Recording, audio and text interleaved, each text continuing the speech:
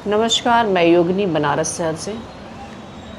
आज मैं आपको योग की यात्रा में लेकर चलना चाहती हूँ प्राणायाम के द्वारा, कि योग की यात्रा जो है प्राणायाम के द्वारा कैसे हम कर सकते हैं। योग माने जोड़ना आत्मा को परमात्मा से। प्राणायाम हमारे योग का एक मुख्य प्रमुख अंग है।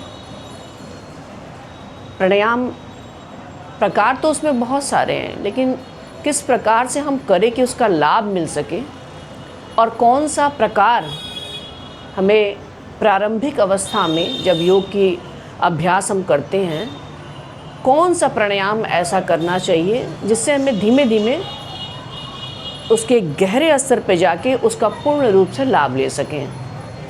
योग में बहुत सारे प्राणायाम के प्रकार बनाए गए हैं, बहुत सारे प्रकार हैं, उसकी स्तर भी हैं, प्रारंभिक स्तर, मध्यम स्तर, उच्च स्तर। तो धीमे धीमे प्राणायाम करके व्यक्ति गहराइयों में उतरता है, ध्यान की स्थिति में उतरता है। स्थूल शरीर, सूक्ष्म शरीर और कारण शरीर को शुद्ध करने की प्राणायाम एक सबसे सरल प्रक्रिया है। प्राणायाम के द्वारा ही हमारा शरीर, मन और आत्मा शुद्ध होती है। यह एक वेपन है, एक आपके पास एक हथियार है जिसके द्वारा यह यात्रा कर सकते हैं। ये आपके पास ब्रह्मास्त्र है प्राणायाम। योग में प्राणायाम को ब्रह्मास्त्र की संज्ञा दी गई है, जिसके द्वारा हम अपने आध्यात्मिक जर्नी की तरफ जा सकते हैं। कैसे? जब हम प्राणायाम करेंगे हमारा मन साफ होगा, मन स्थिर होगा, स्थिरता आएगी, उसमें क्लैरिटी आएगी, कंसंट्रेशन होगा। जब मन आपका कंसंट्रेट रहेगा, स्थिरता आएगी, क्लैरिटी रहेगी, तो आपका शरीर भी सधेगा, शरीर के कल पुर्जे आपके साफ होंगे। जब आपके ऑर्गन्स स्वस्थ होंगे, साफ सुथरे रहेंगे, तो आपका शरीर, स्वस्थ शरीर में स्वस्थ मन का निवास होता है। तब आपका आत्मा के साथ कनेक्टिविटी आपकी बनेगी। तो प्राणायाम आपका एक प्रकार से फ्यूल है। ये हमारी गाड़ी है, जर्नी, धरती पे यात्रा करने का यह शरीर हमारा एक व्हीकल है, और प्राणायाम एज ए फ्यूल है। वो एक जैसे गाड़ी में पेट्रोल डालते हैं उसी प्रकार से है। तो प्राणायाम कई प्रकार के हैं योग में। कौन सा प्राणायाम किस प्रकार से करें, उसकी विधियां हम आपको धीमे धीमे हर बार अलग अलग प्रकार से आपको हम बताएंगे। और अभ्यास कितने दिन करना चाहिए, कैसे उसमें सिद्धियां मिलेंगी, कैसे उसमें पावर आएगा, कैसे शरीर स्वस्थ होगा, कैसे मन हमारा कंट्रोल होगा, वो धीमे धीमे आपको हम एक्सप्लेन करेंगे अपने इस चैनल जो हमने बनाया है योग के लिए। जो योग की इच्छा रखते हैं, योग को डीपली जानना चाहते हैं या करके स्वस्थ होना चाहते हैं, उनके लिए हम ये अपना योग का चैनल बनाए हैं। इससे जुड़िए और अपने जीवन को, मन और मस्तिष्क और अपने जीवन को स्वस्थता की तरफ अग्रसर करें। तो चलिए एक प्राणायाम आपको आज बताते हैं, वह है कपालभाति प्राणायाम। कपालभाति प्राणायाम 3 प्रकार से होता है: व्युत्क्रम, शीतक्रम, बातक्रम कपालभाति। बातक्रम कपालभाति जो जनरली पूरे वर्ल्ड में लोग कर रहे हैं, बातक्रम कपालभाति। बात माने वायु, बात का हिस्सा हमारे शरीर में अकॉर्डिंग आयुर्वेदा इतना हिस्सा हमारा बात का है, इतना यहाँ से नाभि से लेकर पूरा इतने नीचे तक का हिस्सा हमारा बात का है। फिर ठीक नाभि से ऊपर यहाँ तक का हमारा पित्त का है। फिर पित्त के बाद हमारा कफज है, ये कफ का स्थान है। तो बात, पित्त एंड कफज, कफ। तो हम लोग जो प्राणायाम पूरा वर्ल्ड दुनिया कर रही है वो बातक्रम कपालभाति कर रही है। बात माने एयर, क्रम माने एक्शन, कपालभाति माने, कपाल माने खोपड़ी, स्कल, भाति माने चमकाना।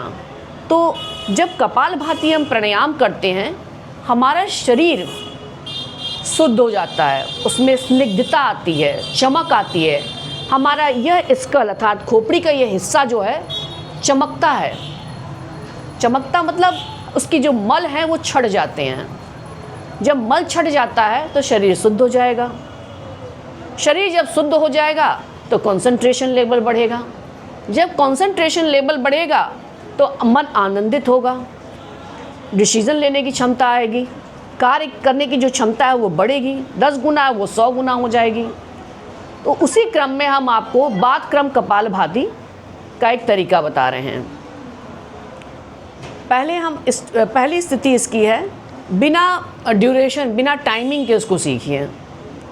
दूसरे स्टेज पे इसको नंबर के द्वारा करिए, कितनी देर कितनी तेज करना चाहिए, कितने धीमे करना चाहिए, इसकी विधि बताएंगे। आज सिर्फ कपालभाति पे ही हम आपको फोकस डालेंगे कि कैसे करना है। तो इसको करते हुए आपको धीमे धीमे जब इसके सेकंड स्तर पे जाएंगे, सेकंड लेवल पे जाएंगे, उसके बाद इसको बीज मंत्रों के द्वारा कीजिए। जब आप बीज मंत्रों के द्वारा करेंगे तो उसमें आपको अलग सी आंतरिक मतलब शक्ति होती है, उसकी अनुभूति होगी। एक प्राणायाम के द्वारा ही, प्राणायाम का मतलब तो प्राण माने आप जानते हैं जीवन शक्ति दायिनी ऊर्जा, आयाम माने विस्तार। तो इसको किस प्रकार से विस्तार करें इस प्राण का कि हर ऑर्गन्स को हम ब्लड और प्राण की सप्लाई जो है सुचारू रूप से ऑर्गन्स में पहुंचा सकें और प्रत्येक ऑर्गन्स हमारा स्वस्थ रहे। हमारे कलपुर्जे, आंतरिक कलपुर्जे इस प्रकार से सुचारू रूप से कार्य करें कि हम सदैव स्वस्थ रहें और चिरकाल तक इस पृथ्वी पे हम स्वस्थ जीवन जिएं। तो चलिए प्राणायाम का ये प्रकार बताते हैं। चाहे तो आप नॉर्मल सुखासन में बैठें, स्थिरम सुखम आसनम, स्थिर होकर लॉन्ग टाइम तक अगर आप जिस पोजीशन में व्यक्ति बैठता है उस आसन को स्थिर आसन अर्थात सुखासन बोलते हैं। सुखम आसनम, सुख, जो आसन में बैठने के बाद शरीर को, मन को और आत्मा को सुख की अनुभूति हो, वह आसन सुखासन के नाम से जाना जाता है। तो पालथी मार के जो बैठा जाता है इसको बोलते हैं सुखासन। नो पद्मासना, नो स्वस्तिकासना, जिसमें कंफर्टेबल पोजीशन आप बैठ सकते हैं आप बैठें। ज्ञान मुद्रा बनाना हो ज्ञान मुद्रा बनाएं इस प्रकार से, या इसको रोल करके बनाएं। आर्म्स को स्ट्रेच कर लें, स्पाइन को इरेक्ट सीधी कर लें, श्वास पर ध्यान केंद्रित करें, श्वास लें और एक्सलेशन फोर्सफुली करना है। जिसको नहीं आता हो वो हाथ इस प्रकार से रख लें। आपको एक्सलेशन फोर्सफुली करना है, इनहेलेशन नेचुरल मैनर में करना है, स्वाभाविक स्थिति में करना है। आपका कंसंट्रेशन, ध्यान जो है वो एकाग्र रहना चाहिए छोड़ते टाइम, ना कि लेते टाइम। लेना स्वाभाविक रूप से होगा, छोड़ना आपको कंसंट्रेट करना होगा, फोर्सफुली करना होगा। तो पहला स्तर का आपको कपालभाति का स्टेज बताते हैं, फिर दूसरे स्तर का, फिर तीसरे का। तो उंगलियां ऐसे हैं, इस प्रकार से मोड़ लें ज्ञान मुद्रा में। नाभि पर ध्यान केंद्रित करें, श्वास लें, एक्सलेशन करना है।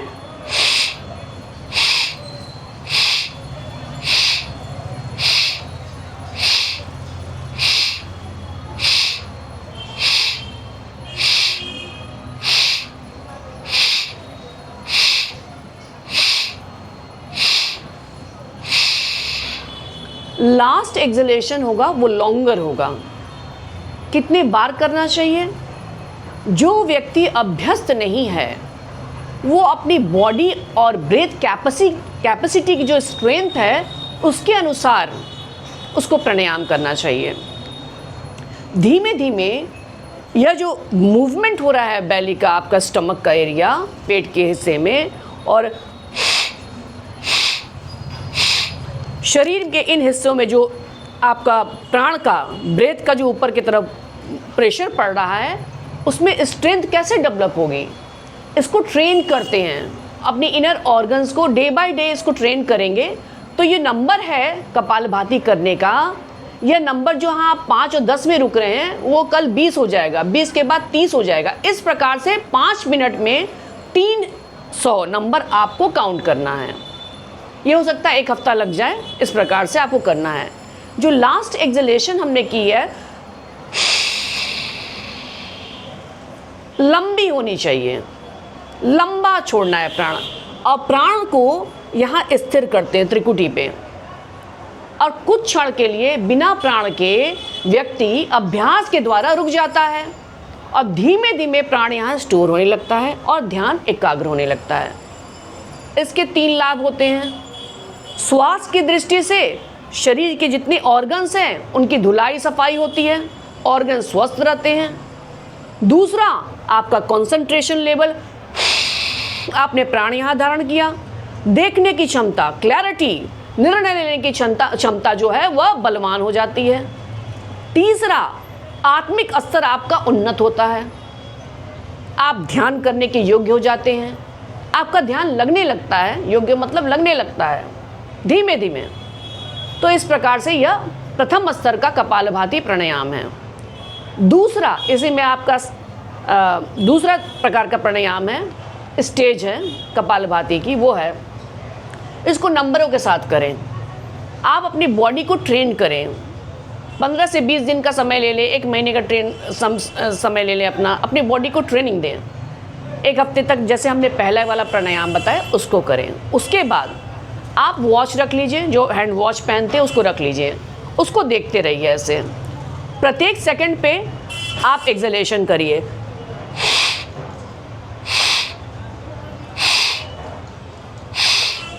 एक मिनट में 60 एक्सहेलेशन करना है आपको। लास्ट एक्सहेलेशन लॉन्गर करके आपको शांभवी मुद्रा लगानी है। उसके बाद ये उंगली ऐसे छोड़ देना है, खोल देना है, इस प्रकार से जोड़ देना है और यहाँ पर ध्यान लगाना है। फिर धीमे धीमे नेक्स्ट डे, जब आप 1 हफ्ते बाद चेंज करते हैं प्राणायाम, उसके नेक्स्ट डे के नेक्स्ट वीक के दूसरे दिन आप इस प्रकार से प्राणायाम करेंगे। आप 1 वीक इस प्रकार से करेंगे वॉच देखते हुए। 3rd वीक से यह प्राणायाम विदाउट वॉच के आप करेंगे। 5 मिनट कंटिन्यूअसली 300 नंबर काउंट करना है। इसका जो रिदम है एक्सहेलेशन का वो थोड़ा फास्ट हो जाएगा, वो ऐसे होगा।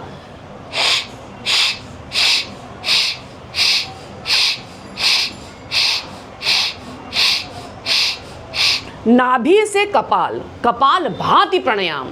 कपाल माने स्कल, खोपड़ी, इसको चमकाना है, शुद्ध करना है, परिष्कृत करना है, क्लीन करना है। जैसे आग जलती है, नाभि में अग्नि का स्थान है।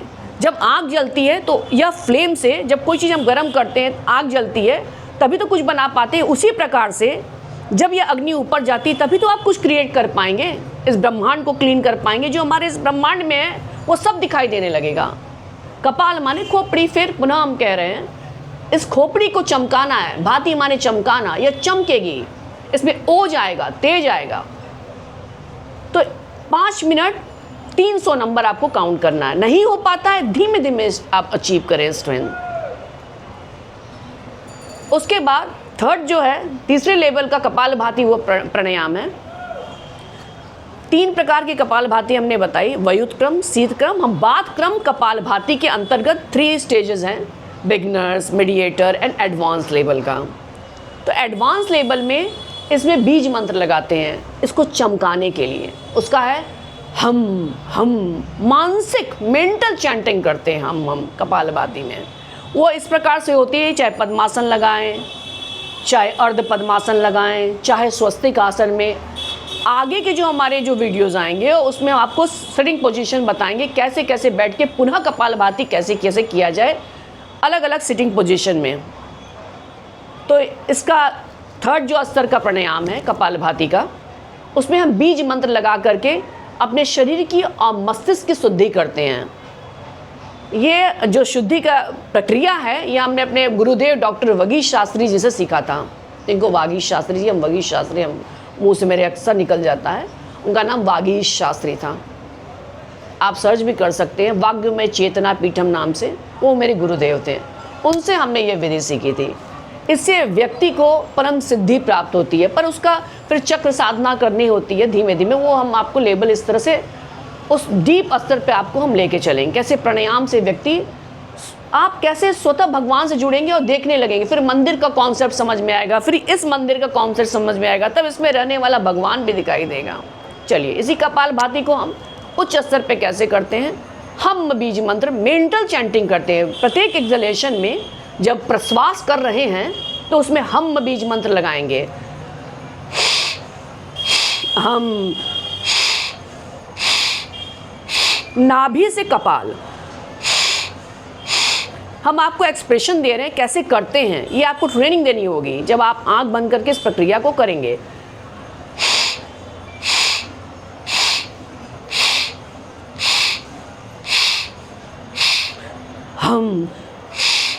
हम प्रत्येक एक्सलेशन में मेंटल चैंटिंग करनी है। इसे कपाल रंध्र जो है आपका, जो 1000 पंखुड़ियों वाला जो कमल है वह खुलता है। ये तीसरे स्तर का जो लेवल का बात क्रम कपालभाति का प्राणायाम है, उस स्तर की आपको डिटेल उसके बारे में बता रहे हैं कैसे करते हैं।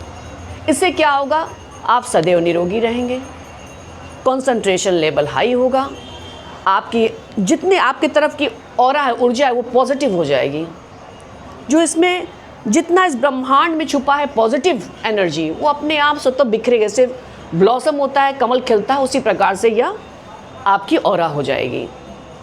शारीरिक स्थूल शरीर में क्या फ़ायदा है? स्थूल शरीर में आपके ऑर्गन स्वस्थ रहेंगे। अगर किसी को लो बीपी है, उनके लिए बहुत फ़ायदेमंद है। अगर हाई बीपी वाले हैं, उनके लिए नुकसानदेह है, उसमें ये प्राणायाम नहीं करना चाहिए।